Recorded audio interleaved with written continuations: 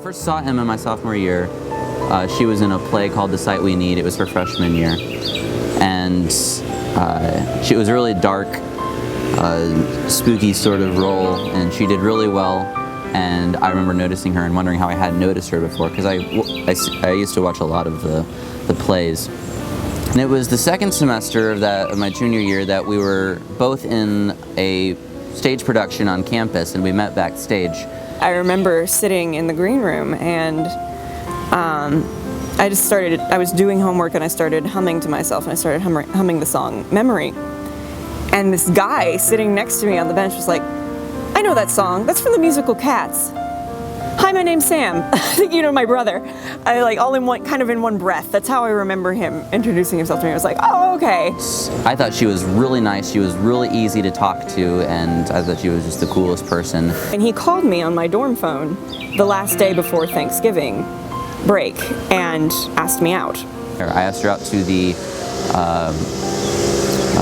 production of It's a Wonderful Life, and after that, we walked out of the theater singing with each other, and it was a wonderful evening, and I knew that we were going to get married. We were singing to each other? Yeah, we were singing. What were we singing? The song that they sing at the end of that, Auld Lang Syne. Oh, that's right. And we were singing as we walked back to her dorm. I was like, oh, he'll sing with me, yay. That's fun. And I knew that we were going to spend the rest of our lives together. That's when you knew? That's when I knew. That's when he knew. Now we know, folks.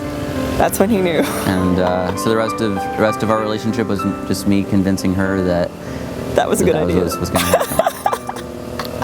And I was not at all interested in dating. I did go to things with friends. I was comfortable with that. I just really didn't want to be in a relationship ever again.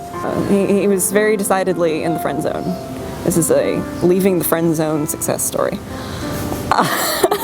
It's not an easy road. We had this great platonic relationship.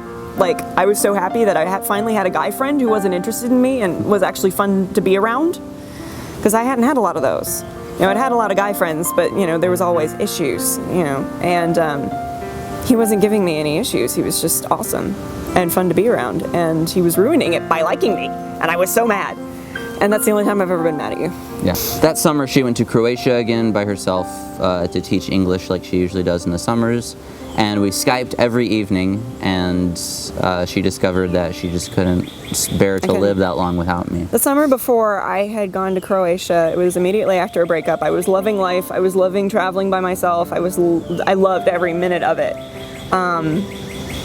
The second time I went to Croatia, I went completely by myself. And the whole trip, it's like I'm serving God, I'm teaching English, and this is great, but this is so dumb because Sam is not here. That's when God called me to start up in the seminary and go into some sort of full-time ministry. So I was going to finish up that school year and then start seminary the following year. So that summer, I wanted some sort of ministry experience, and so she asked me to go to Croatia with her. I was like, well, it was kind of on the tail end of I want to do some kind of missions trip thing. And I said, well, come to Croatia with me. And he said, oh, okay. And I said, okay. So we went to Croatia. And so that summer came, we went to Croatia. It was beautiful and romantic, and we went... Fun, and we worked hard. We did work hard, and we worked together. We talked together. It was very fun. Talked a lot, and it was just a wonderful, wonderful 2 weeks. And by the Wednesday of the last week, June 25th, 2014. That's when I first told her that I loved her. On January 18th of this year, 2015, I went and decided to ask her dad if I could ask her to marry me. So I asked him, it was a Sunday, and I asked him during church if I could, it wasn't during church, but after one of the services, I asked him if I could speak to him privately that evening. And he said, yeah, that should be fine, just come on over. So I came over, and the whole family was sitting in the living room, and eventually he says, okay, everybody, Samuel wants to talk to me alone. So y'all should leave the room now.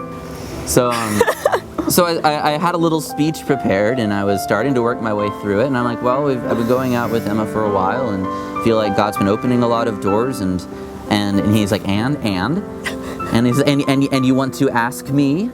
I'm like, yeah, well, I'd like to ask you. You want to ask me if you can marry her? And I said, yes. He's like, that's what you want to ask. That's what you came here to say. And I said, yeah, yes, that's the long and short of it. That's what it's like, okay, girls, come back down here. And so 2 minutes after he said that Sam wanted to talk to him, yeah, so we Emma come scampering and- back down the and stairs. Ms. Galloway come back downstairs, and he says, all right, Samuel has just asked me permission to marry Emma. Says, so, Mother, what do you think? And my mother is just like, And so she starts tearing up. She says, yes, that's fine with me. And then he says, now, Emma, what do you think? And I said, well, I really want to marry him. And Dad said, no. There's a difference between really want to and absolutely have to. Now, which one is it? And I said, oh, I absolutely have to. I can't not marry him. And he says, okay, very good. I'm glad we're all in agreement about this. So we need a date and we need a ring. So you'll He said, no, in his words, he said, son, yes. welcome to the family. You hurt my daughter, I'll kill you. And he says, so now we need a date and we need a ring. And then we watched 2 episodes of Psych. Now, to encourage myself to actually talk to her father, I had the ring, and I bought the ring way a long time ago because I knew that I was going to be asking her at some point. So I had the ring for a year or so. And so I had it in my pocket at the time just to, because I would feel it every now and then, and it would encourage me to have the courage to ask her father to ask if I could marry her. So I had the ring with me, and I thought the best way that I could actually surprise her at this point, because she knows that it's coming, is if I just ask her to marry me right now. So I followed her back to her apartment, and in the parking lot, I said, so that didn't really go the way that I was expecting. He opened the door to my car. Yes, well, I tried to. She locked me out for a while.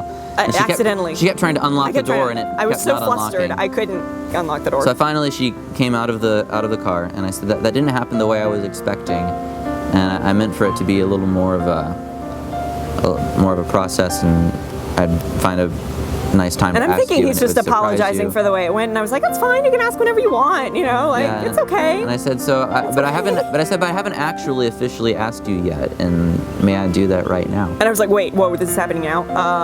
And so I pulled the ring out. He asked And- permission to ask permission? Yes. Can we just note that? Like, Well, I ask had to make sure it was okay. And so I pulled out the so ring, cute. and I asked her if she would marry me. I got down on one knee and everything.